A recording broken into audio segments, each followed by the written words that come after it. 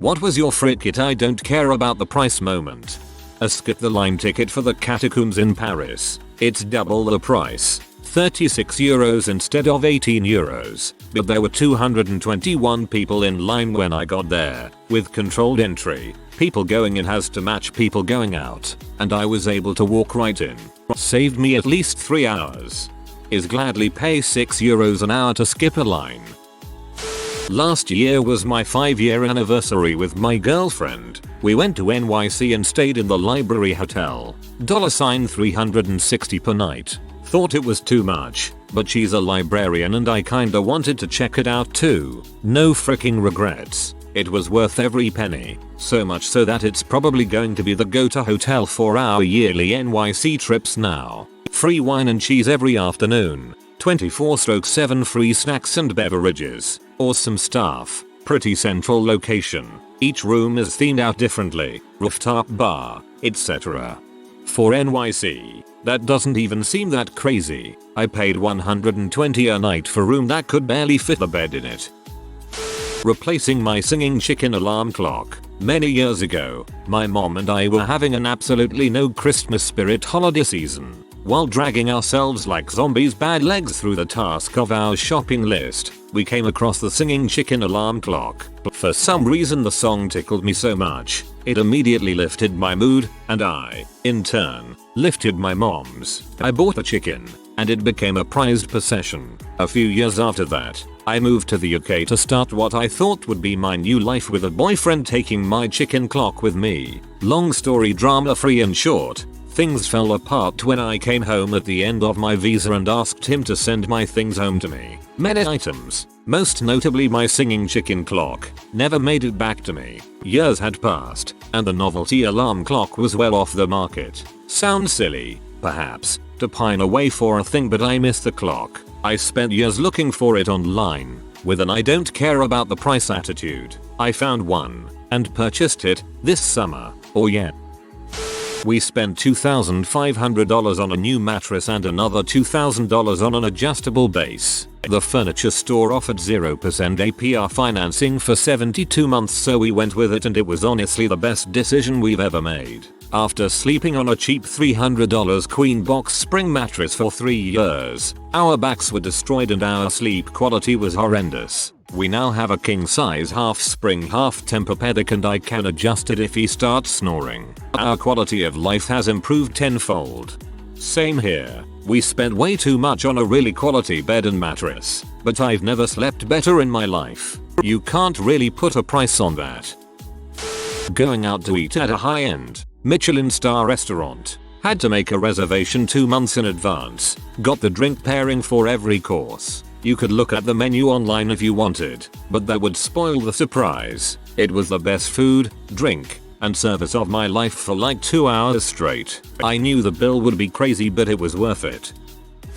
Back in February, I had tickets to see Hamilton in NYC on a Sunday afternoon with my mom and sister. Already a frick it I don't care about price moment in its own right, but not the one I'm talking about. The three of us got to the city Saturday afternoon and started looking for tickets to something else that night. We stopped at the Lion King and Come From Away box offices first, but they didn't have anything good. We then went to the Aladdin box office and they had 3 front row center mezzanine seats for $200 each. I've seen a bunch of other shows on Broadway outside of that weekend and haven't spent more than $100 per ticket, and most of them have been better shows than Aladdin. But 3 front row mezzanine seats was too perfect to pass up, especially since it meant I was getting to see the voice actor for the original Jafar, Jonathan Freeman, perform the same role live. Sunglasses. I almost got into 3 accidents in a month because my new commute had me driving directly into the sun in a way that I never had before, and I realized I couldn't see jack crap. So I said frick it and paid $300 for a pair of prescription sunglasses. This was before I knew about places like Zenni, so now it seems a little stupid, but it was still cheaper than insurance and buying a new car. At that price point I'd be okay with wearing those clip-on sunglasses and looking like a dork, as well as wearing a hat while driving. Buying a suit. At some point, if you want a good suit that will last you a long time, you have to stop caring about the price. Hiring a sleep consultant. My family is very frugal, by necessity, and the $500 for a consultant was a lot to pony up, even after 3 years of poor sleep. Even after looking at our funds and setting aside the money, I wasn't able to actually pull the trigger until the toddler stayed up more than 3 hours past bedtime for the third night in a row, again, leaving me exhausted and off and desperate. I smashed that confirm payment button so hard. Wish I had done it 3 years earlier. It was worth every single dang penny. When I decided to buy my company from my boss, he gave me a price. I got funding. I wrote my boss a check, and I've never been happier. Bought one of those Green Man suits right after the Always Sunny episode. Now every time I go to an Eagles game I drink for free. I think it's paid itself off at least 27 times. Man, I have a suit and tailgate half the home games. I never put 2 and 2 together. When I was given the bill for a potentially life-saving changing medication for my degenerative autoimmune disease, pharmacist told me over the phone it was $1,473 for 1 month's supply with my insurance. I paid the first month, then got on an assistance program and haven't looked back. 3 in the morning at a casino. Just one bigot blackjack turned 50 into 1,000. I was hungry. I got to Fat Burger and they were closing and cleaning. I offered them 50 each if they made me 2 burgers. Best tasting burgers ever. Bought a PS4 on my day off last year. Up until that point, my most current video game console was the Wii. I loved video games and realized that, except for those dinky carnival style Wii games at GameStop, I would have to search online or at a thrift store to find new games. I still lived at home with my parents at the time, so I wasn't paying any big bills, so I got myself an upgrade. Frick, I love my PS4. This was me a year ago. Went with the Pro. I know this is kind of lame, but it was one of the best purchases I've ever made. This past week on vacation, had a small room for myself, wife, and 2 young kids. Asked if anything bigger was available. Ended up with a 2-bedroom suite for basically double the price. Worth every penny. My father-in-law passed away and my wife and I found an incredibly expensive turntable in his garage. But I had nothing to hook it up to. A couple years and too many dollars later, I have a setup that's the envy of the apartment complex. I mean, it would have felt wrong to hook his equipment up to shoddy shelf speakers.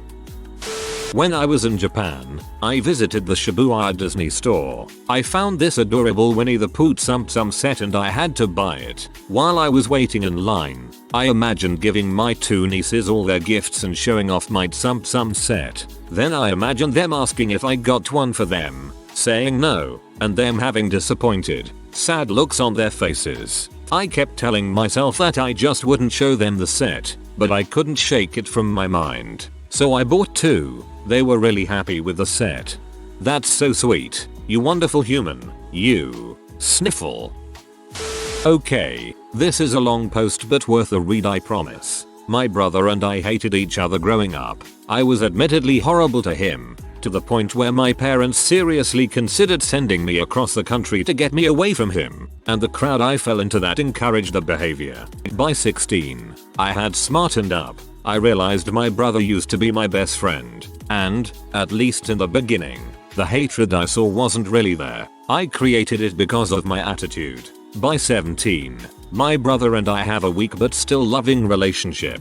He moved to a small town a few hours away from our own, and I set my sights on the big city. I had a stable job and lots of disposable income, but him and his live-in girlfriend, now fiancée, were struggling. So I put $1,400 in his account. Told him it was all the butthole tax I owed him. He cried and hugged me for the first time in 6 years. Fast forward a couple years, we're all living back with my parents. He asked everyone to pitch in for a Nintendo Switch as his combined birthday and Christmas present. He begged for this. It was all he wanted. My family just couldn't do it. They couldn't bring themselves to only give him one gift. I didn't have the disposable income, but I dang well have a good work ethic and a love bigger than this world for my big brother. So I saved for months, went without my expensive vape stuff and went back to bare minimum, and bought the Switch myself for him. I presented it to him on his birthday 10 days before Christmas, and that was the second time I ever saw my big brother cry. Money is never an object when it comes to him. I love him beyond words. Both gifts set me back, and the first may have been partly out of guilt for my past actions, but the rest of it and all of the second gift were pure love for the man who taught me to walk and talk. He protected me even when I treated him worse than dirt. He deserves every penny I have and more. This is some good stuff. My hardback copy of the definitive Calvin and Hobbes collection. It's $100 brand new, and I've already read the Calvin and Hobbes strips, but having them in a nice, bound collection with crisp pages, full color, and additional write-ups by Bill Watterson, I dyed it for years, but finally got it for myself for my birthday a few years back, and it was worth every penny. Missing my train. I met this amazing guy, but I had to catch a train the next morning. I purposely missed it, and laid in bed with him all day cuddling. I ended up purchasing another train ticket that I thought was for that evening, but was actually for a different day, and had to buy a bus ticket as my last resort. Probably spent about $200, but it was worth it completely. Last time I was in Lima, Peru, I got a chance to meet the distillers behind Pisco Mondeluz, which is a super limited production, ultra high quality pisco made in a completely obsessive way. The kind of stuff they serve at the presidential palace when other heads of state come to visit. Anyway, their customer list is known to be super top end. Michelin-starred chefs, heads of industry, past presidents, etc. So, I met the owners just a few days before a small tasting event of their latest batch, and they invited me, kind of with the understanding that I'd buy a few bottles to take home with me. The pisco itself was out of this world. If you've ever drunk pisco that's too good to put in a cocktail, you'll know the kind of aromas you can get out of it. The scent alone when I held my glass to my nose was so nice I didn't want to stop smelling it. We paired it with a chocolate that's also produced in Peru, called Original Beans, pura porcelana varietal. It was out of this world, and the other guests at the tasting were some of the nicest and most interesting people I've ever met. Everyone put in their order for the number of bottles they wanted separated for them before the rest was sold to the wider customer list. I had the opportunity to buy 2 cases at $100 per bottle and immediately said yes. Haven't regretted it since. I often invite friends home to drink some Mondeluz, smoke a cigar and listen to some good music at my place. Every time I do, we end up making it memorable. I often invite friends home to drink some Mondeluz, smoke a cigar and listen to some good music at my place. Hi, it's me, your friend. Running behind schedule leaving Venice new the Vaporetto water bus to the airport would probably get me there just in time to miss my flight. This due to some PPL I was leaving with taking forever to get ready. They still weren't ready and I was going to miss my flight. Frick em. I was hungover and hungry and jerked around by fiend acquaintances, and I had spent literally all my money but €100. So I hailed a water taxi, a rather humble looking one as far as they go. However, he was waiting to pick someone up, but he would get his friend to take me. Precious minutes later up pulls this guy, looks like the assassin Jason Bourne killed in Munich, and the goddamn sexiest boat I think I've ever seen. It's all wood stained black. Black upholstery. Anything that would be metal looks to be carbon fiber. It's shorter than most of the water taxis and looks fast. He looks me up and down all tree, trying to maintain my cool face. Solo. Aeroporto. €100. I give him all my remaining money like it was nothing and just say pronto. Cool as heck. What proceeded was the most exhilarating experience of Venice I could imagine. I had visions of the Italian Job. I was Indiana Jones in The Last Crusade. Roger Moore's ghost was crying. Flying down canals, boat drifting or whatever around corners, taking shortcuts where the old stone walls were inches away and our wake came over windowsills. Dude was stone cold stoic the whole time, but I could tell he was kinda loving it. We tear into the little airport marina way over the speed limit and whip past penny pinching burgess families taking selfies before getting out of their own taxis, lamenting how worth it to leave Venice in luxury. The Biennale is over and sexy art trash from all over the world is hanging around. Knowing I gotta cool it all the way through, I hop out before he stops and don't look back. He take the queue and whips around back out of there. I can feel eyes all over me, asking who that cool dude is. Turns out I'm 45 minutes early, and hungry as hobo, and totally broke, but so cool. And hungry as hobo, and totally broke, but so cool. Hunger leaves, baller experiences are forever. One time I was drunk and a passenger in a vehicle. Out of myself and the 3 friends I was with. Apparently I was the only one with any money. I wanted Taco Bell. They declined, saying they couldn't afford it. I said frick it, I'll buy everyone's food if we can stop. I think I spent around $70 on Taco Bell that night. For 4 teenage girls, only one was sober. That's a lot of freaking food. The only time my daughter ever asked for anything, a Nintendo Switch. She's playing it now. Birthday present for today. She's probably so happy. I bet she's gonna remember for ages when her parent got her new favorite game for her. Well, I bought a horse head and didn't care, but considering I walk around wearing it now and then, should I really be discussing fiscal responsibility? I hope you mean a horse head mask.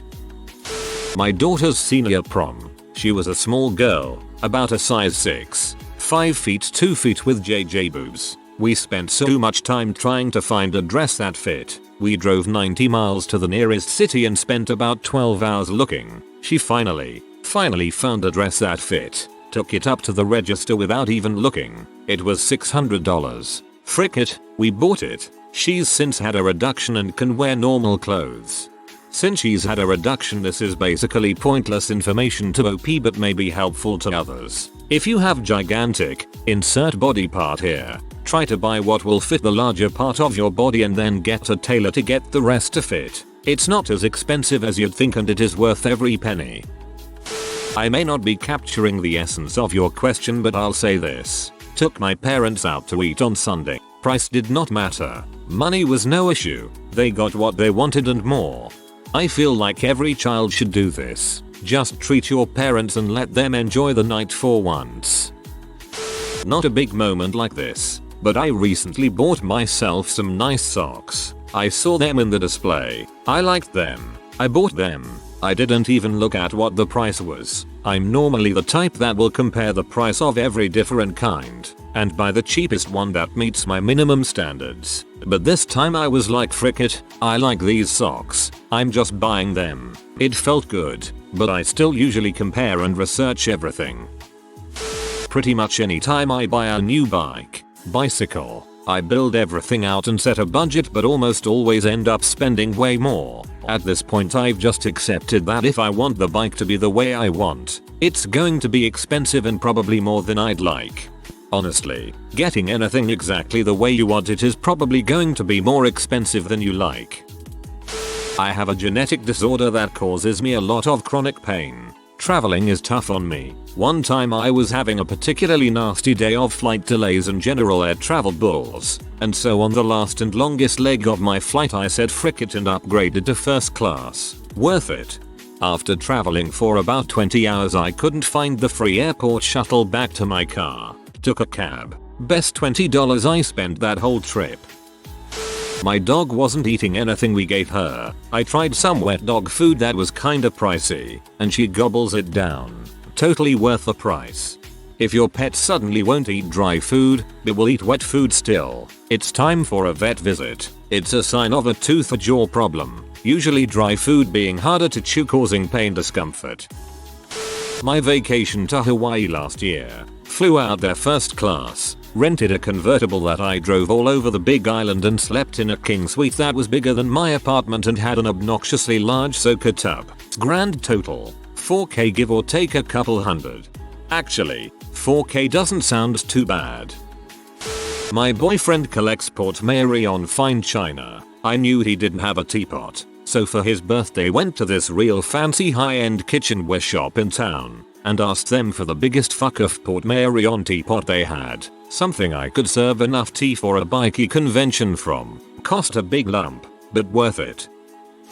When I found out my wife was fricking around behind my back 3 years ago, goodbye 15 years of waiting and planning and hello 1080p projector, screen, 5.1 soundbar with wireless sub and rears, HDMI switch, cables, Logitech Harmony remote, Steam Link, controllers and ceiling mount. Bring it up B, I dare you. My first guitar was a 1970s Guild Dreadnought that they stopped making long before I was born. It was a gift from my dad when I was 15, which was a big deal because he and I did not have a good relationship for a long time and the only thing we agreed on was music. It had been his first guitar too, until my little brother accidentally knocked it off the stand and snapped the headstock clean off the neck. I genuinely wept afterwards, and we ended up donating it to a school a friend of ours runs that teaches underprivileged kids how to repair instruments. It was unfixable, but apparently they had fun trying. Maybe 10 years later I stumbled onto another one in a vintage music shop in Boston. Same year, same model, everything. It's by far the most expensive thing I own, and is worth more than several cars I've had in the past, which, to be fair, I've always owned piece of crap cars. But, true to my redneck roots, I still haggled $300 off the price even though I would have paid literally anything I could afford for it. And now when I'm not using it, it's hung on the wall, way out of the way of bumping into. School a friend of ours runs that teaches underprivileged kids how to repair instruments. That is very specific. I was recovering from a flood that destroyed my house and all my possessions. I was in a stage where I was spending as little money as possible by buying only what was absolutely necessary and buying only what was good enough. My focus was on replacing my house, not the things that would go into it. And then my sister had a baby, in Massachusetts, in November. We had no winter clothing. Our friends had no winter clothing we could borrow. And it was still 70 degrees by me, so we were a long way off from winter sales. I bought pants, sweaters, warm socks, boots, coats, gloves, hats, and scarves for everyone in the family, and paid retail. Then I bought 2 suitcases, went to the airport, and flew into a snowstorm meet my new niece. Great. Now I feel crappy because I'd be like, yeah frick no, send me pics and call it a day. Good on you though. After Chester Bennington died and Linkin Park announced a memorial concert, I decided I had to be there. LPU members and people who had bought tickets for the upcoming tour had early access before tickets officially went on sale. The day tickets went up for sale I waited on the page to buy them and exactly when they went up I went for it. But they were already sold out. I said frick this, I'm not living the rest of my life without having seen my favorite band. I decided I would use a credit card and try for some of the seats up front. The only ones the website said were still available, $2,200 for a pair, even though said sold out over and over until one attempt went through. I snagged those seats, went to my first and only concert I will ever care about and made it into the video for the live stream of the concert. No regrets. 1. Surface Book 2. I agonized for a couple of weeks, but it was such a good match to the features I wanted. No regrets. It is absolutely perfect for my job. 2. Going to see the Aurora Borealis. I had wanted to see it all my life, and we realized we were nearing the end of a 10-year more active cycle and it would be a decade before it was likely to be that good again. Said frick it and booked a pretty pricey trip that was one of the shining moments of my life. Achieving my bucket list of traveling to every continent. Antarctica costs an arm and a leg. I even convinced my travel companion to sacrifice another limb and fly business class. Worth every single penny. I rate it 11/10. You know those inflatable T-Rex costumes that have been popular lately? I found a giant inflatable Pikachu costume. No regrets. Got lit up by some ground hornets. Called a pest control guy and said kill them. I'll pay more if they suffer in the process. Buying a new couch, the fiance and I decided on features we wanted and tested out a few couches with those features until we found the couch we wanted, and bought that. Price be damned. Still very happy with the couch. Preface this story by my husband and I are huge hockey fans. Even our wedding was hockey themed. My husband's birthday was around the same time as Game 5 of the Eastern Conference Finals this year where the Tampa Bay Lightning were playing the Washington Capitals. He made a joke about going to the game to his buddies online while I was on the couch with him, so I looked up ticket prices. $1,000 for plane tickets alone. I told him we could go if he could get his dad could secure tickets. We'd go. His family lives in the area. His family is all Washington Caps fans. I'm a Lightning fan. Lightning won game 5. He was super poopy, but the Caps won the series and the Stanley Cup, so he won in the end. Probably the time I got blackout drunk on Cyber Monday. I didn't remember doing anything that day, but a week later I received a new $1,400 gaming laptop, $80 G-Shock watch, and about $200 worth of bulk candy weighing in about 12 pounds worth of sugar. Drunk me really knew how to surprise sober me. Buying a $200 custom made carrier, as well as paying $120 extra on my plane ticket in order to move my bird from Mississippi to Alaska with me. Didn't have to give him up or rehome him, and that's priceless to me. $15 KR of pocket for kids' medical treatment. To help her not be fricked up, we'd pay it again and live in a box if need be. I know there are 15,000 responses already, but it feels good to get it out there, so thanks op. If you are new to the channel, you can subscribe. I publish new videos every day. Until then, check another video.